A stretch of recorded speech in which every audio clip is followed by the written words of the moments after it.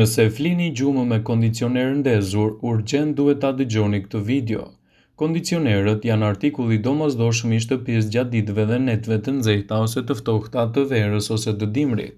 Shpesh shumë njerëz flen në një dhomë me kondicioner të ndezur për të shpëtuar nga djersitja, zgjimet e vazhdueshme dhe shqetësimet që sjellin në natë të zjarrta.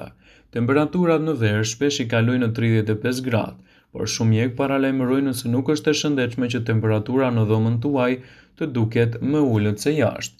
Ekspertët nuk rekomandojnë gjumin me kondicioner të ndezur dhe nënvizojnë se është e rëndësishme që dhoma të freskohet para se të shkoni në shtrat.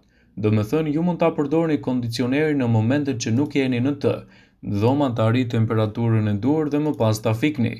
Asesi të mos qëndroni në një dhomë ajër të kondicionuar gjatë gjithë gjumit tuaj, pasi mund të krijojë shqetësime afatgjata negative për shëndetin tuaj, citojnë ekspertët.